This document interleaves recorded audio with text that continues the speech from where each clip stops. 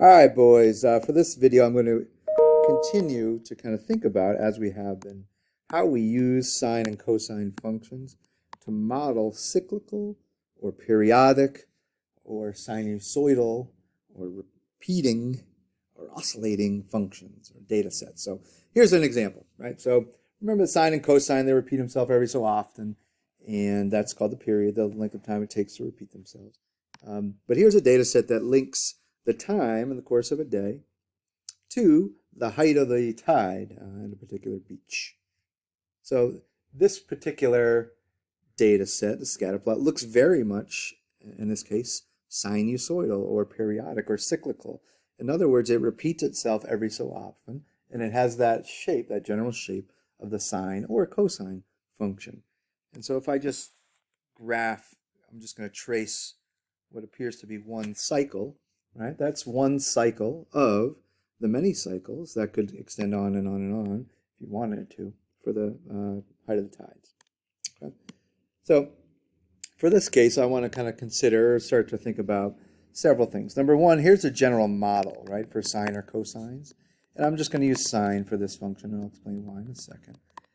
But there are certain pieces to this particular translation and or compression or stretch of the normal sine function that we want to, and we have been considering. First is that a value, the coefficient out in front, and of course that's the amplitude, right? That's the distance that the function rises or falls from this value, which is the center line, right? And of course b is that value that compresses or stretches vertically. A, the amplitude, stretches or compresses horizontally. Other way around. A stretches or compresses up and down, which would be vertically, the amplitude, and B stretches or compresses horizontally, left, right, and of course that affects the period, which isn't B, but it will be the regular period, 2 pi divided by the B, the x coefficient.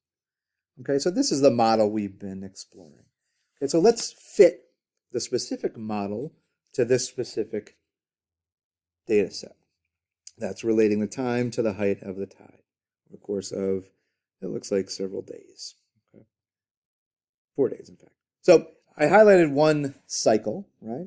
And so let's just assume, as this particular problem tells us, that the period is 12 hours. Okay. So the period, that's helpful to know, that means whatever b is, 2 pi over whatever b is, has to be 12. Okay. So that's kind of cool. I can, kind of take that and solve for b. So I'm going to multiply both sides by b, and I'm going to divide by 12. So I get 2 pi over 12, and of course that's pi over 6. So that's my b, and I'll plug that in a second when I'm ready to do that. Okay, and I can say, okay, up on this graph, there's your, from 0 to 12, there's your length of time it takes for this tide chart to repeat itself every 12 hours, which many of you probably already know anyway. Okay. Of course, that's based on the phase of the moon, gravity from the moon. So what I want to do now is kind of consider, all right, well, let's work with the center line and the amplitude. Those two play on one another. And so I'm going to kind of locate the max and the min. So, let's just, for ease of numbers, let's just say the max is 12. It's about 12. It looks like a little less than 12. Let's be a little more accurate than that. Let's say 11.8. Okay, it doesn't quite hit 12 meters. And then the minimum, so here's the max up here, the minimum down here, looks like it's a little less than 2. So let's call that 1.8. How about that? Okay. So what I can gather from that is that the distance from the max to min is going to be 11.8 minus 1.8, which is 10. Right, which is helpful because that means that regardless of what the center line is, and we'll talk about that in a second, but that means that the amplitude will be, 5, right? Right? It has to go up and down the same amount, oscillating about the center line, whatever that is, which we'll find out in a minute. So it achieves up to 11.8 and then down that same distance about the center line. So it achieves a minimum of 1.8. So yeah, it has to be half the min, max minus the min. So the amplitude has got to be 5. Right?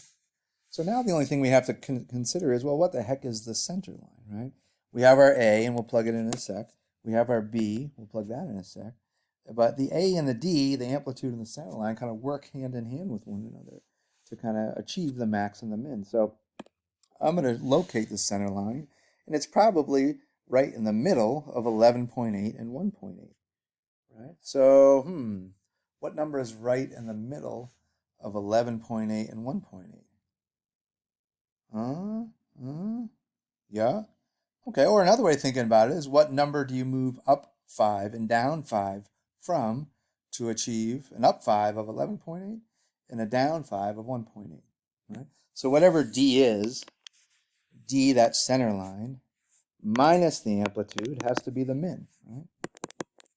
Right? Or whatever that center line is, D plus the amplitude has to be the max. Now, of course, you get the same thing, right? So what does D end up being? Yeah, so D is 6.8. Right? So I'm going to locate that center line, right? And it's going to be, let's say, a little less than 7. And there it is. So that's going to be my center line, y equals 7. Nope, not 7, 6.8. 6.8.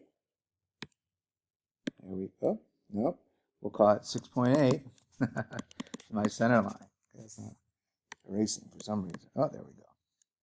Okay, now this function is going up 5, down 5, the amplitude. Right, goes up the amplitude about the center line 5, and it goes down the amplitude of 5 to achieve the min and max, which are 1.8 and 11.8. Okay, so now I have everything I need to kind of complete this problem.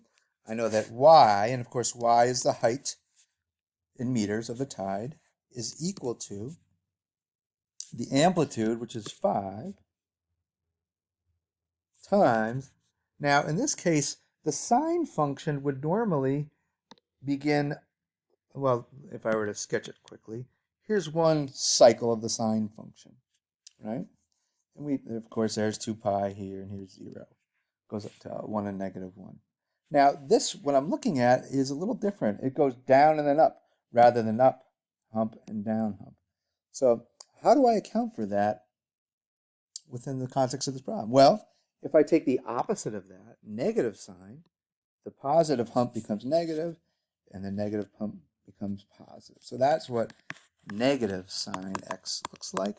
Pardon the marker writing, highlighter writing. So because of that, because this function goes down and then up, rather than the regular sine function, which goes up and then down, right? That, of course, all comes from the unit circle. I'm going to throw a little negative sign in front. Okay, so I'm going to make that not positive sine x, but negative 5 sine of b, which we already found over here, pi over 6. Again, that was based on the period. Has to be 12 hours. Remember, x is in terms of hours. And then plus my center line, which I found is 6.8. Okay. So that is how I would construct the sinusoidal, periodic, cyclical function that compares, in this case, the height of the tides at this particular spot relative to the x, the hours in the course of the day. Right? We have a period of 12 hours, right? It takes half a day for the tides to go through a full cycle. And it has an amplitude of 5, right? The tide rises 5 and drops 5, centered about the center line, 6.8 feet. Okay, got a max of, in this case, 11.8, a min of 1.8 meters, rather, not feet, meters. And that'll complete this problem. Hope you enjoyed the video. I'll look forward to seeing you again soon. Bye-bye.